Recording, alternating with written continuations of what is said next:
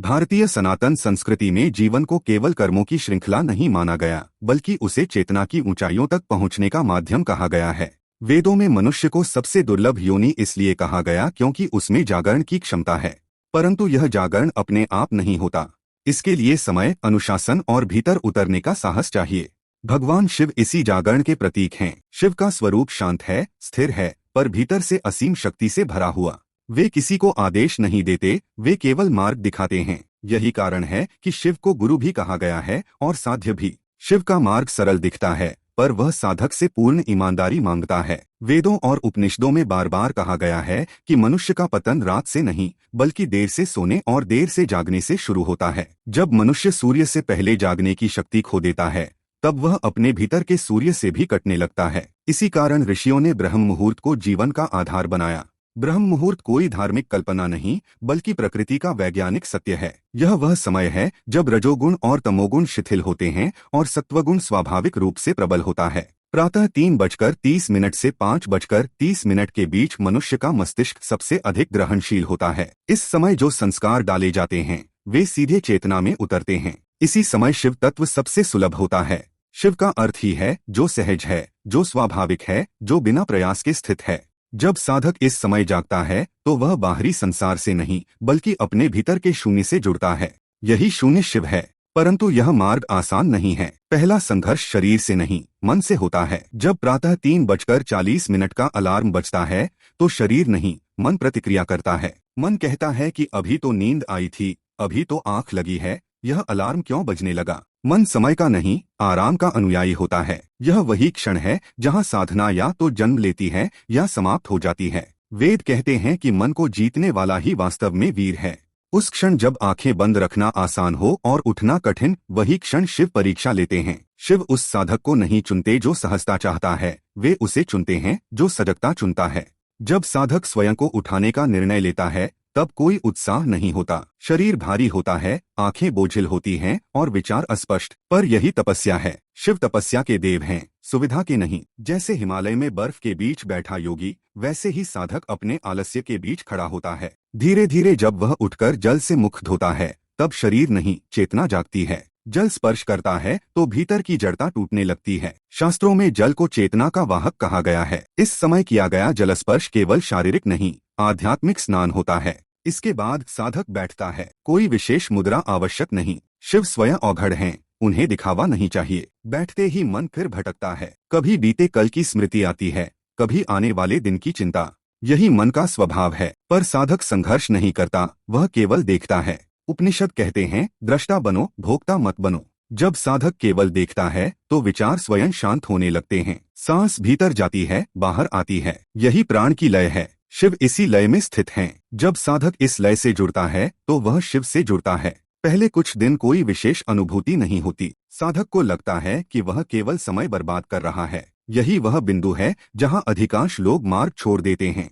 पर वेद कहते हैं कि जो दिखाई नहीं देता, वही सबसे गहरा परिवर्तन कर रहा होता है। धीरे धीरे दिन के समय साधक अनुभव करता है कि उसकी प्रतिक्रियाएं कम हो रही हैं। क्रोध पहले जैसा नहीं रहा, भय उतना तीव्र नहीं रहा। यह कोई चमत्कार नहीं, यह सत्वगुण का जागरण है। जब मन शुद्ध समय में जागता है तो वह अशुद्ध विचारों को स्वयं त्यागने लगता है। यह प्रक्रिया 21 दिनों में चेतना में स्थिर हो जाती है। 21 का अंक सनातन में विशेष है, क्योंकि यही समय है संस्कार बदलने का। वेद इसे पुनर्जन्म कहते हैं, शरीर का नहीं, दृष्टि का पुनर्जन्म। यहाँ शिव केवल प्रतीक नहीं रहते, वे अनुभव बन जाते हैं। साधक समझ जाता है कि शिव बाहर नहीं थे, वे तो भीतर सोए हुए थे। और ब्रह्म मुहूर्त का जागरण उस नींद से उठने का आह्वान था। जब साधक निरंतर कुछ दिनों तक ब्रह्म मुहूर्त में जागने लगता है, तब समय उसके लिए केवल घड़ी की सुइयों का खेल नहीं रहता। समय उसके भीतर उतरने लगता है। पहले जहां सुबह जल्दी उठना एक बोझ लगता था, वहीं अब वह एक मौन आमंत्रण बन जाता है। शरीर अब भी भारी होता है, पर मन उतना विरोध नहीं करता। यह संकेत है कि चेतना में पहला परिवर्तन घट चुका है। लगभग 5वें या 6ठे दिन साधक अनुभव करता है कि अलार्म बजने से पहले ही नींद हल्की हो जाती है। जैसे शरीर ने यह स्वीकार कर लिया हो कि अब जागना ही उसका नया स्वभाव है। शास्त्र कहते हैं कि अभ्यास से प्रकृति भी साधक का साथ देने लगती है। यही कारण है कि ऋषियों ने निरंतरता पर इतना बल दिया। पर 7वें दिन के आसपास एक नया संघर्ष जन्म लेता है। मन अब आलस्य की जगह तर्क प्रस्तुत करने लगता है। वह कहता है कि आज तो शरीर थका है, आज तो नींद पूरी कर लेनी चाहिए, कल फिर शुरू करेंगे। यह तर्क अत्यंत सूक्ष्म होता है क्योंकि यह उचित प्रतीत होता है, पर यही साधक की वास्तविक परीक्षा होती है। वेदों में कहा गया है कि मन जब तर्क करने लगे तब समझ लेना चाहिए कि साधना सही दिशा में जा रही है, क्योंकि मन वही छोड़ता है जो उसे कमजोर करता है, और ब्रह्म मुहूर्त का जागरण मन के सबसे बड़े हथियार आलस्य को निष्क्रिय कर देता है। 10वें दिन के बाद साधक अनुभव करता है कि दिन के समय उसकी ऊर्जा बिखर नहीं रही। पहले जहां मन बार बार भटकता था, अब वह एकाग्र होने लगा है। यह एकाग्रता किसी प्रयास से नहीं आती, बल्कि भीतर के शोर के शांत होने से आती है। उपनिषद इसे चित्त की निर्मलता कहते हैं। इसी समय साधक को यह भी दिखने लगता है कि उसके भीतर वर्षों से संचित संस्कार कैसे उसे चलाते रहे हैं। क्रोध कैसे जन्म लेता है, भय कैसे निर्णयों को प्रभावित करता है, और अहंकार कैसे स्वयं को सही ठहराता है। यह देख पाना ही साधना का बड़ा फल है, क्योंकि जो दिखने लगता है वह धीरे धीरे ढीला पड़ने लगता है।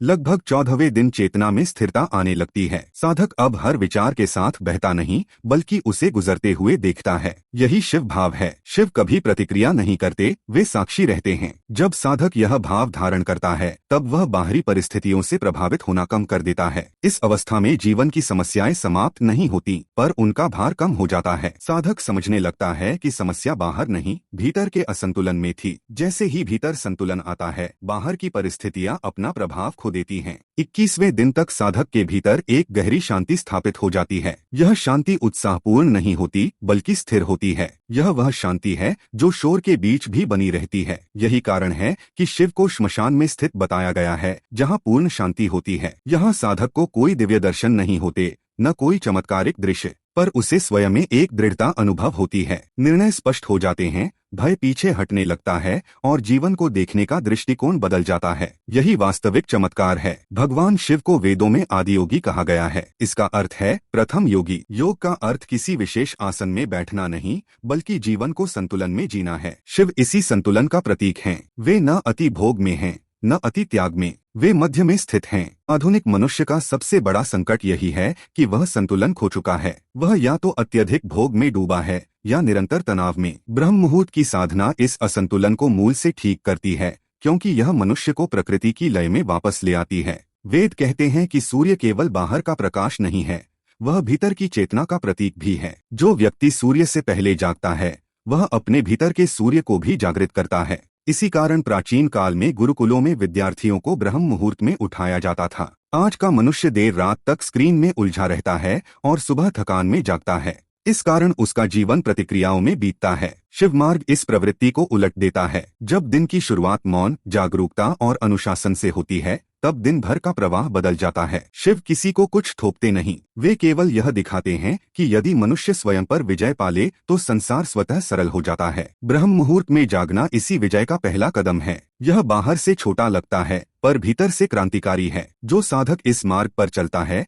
वह धीरे धीरे यह समझ जाता है कि जीवन की समस्याएं उसे तोड़ने नहीं, बल्कि उसे जगाने आती हैं। शिव का पूरा दर्शन इसी बोध पर आधारित है। इसलिए शिव को भोलेनाथ कहा गया है, जो सरल है पर अत्यंत गहरा है। अंततः साधक यह अनुभव करता है कि साधना कोई अलग कार्य नहीं रह गई, उसका पूरा जीवन ही साधना बन गया है। वह जहाँ भी है, जैसे भी है, पूर्णता में है। यही वेदों का अंतिम संदेश है, जीवन से भागना नहीं, जीवन में जागना। और जब यह जागरण घटता है, तब शिव बाहर के मंदिरों में नहीं खोजे जाते, वे हर श्वास में, हर निर्णय में और हर मौन क्षण में अनुभव होने लगते हैं। नमः शिवाय।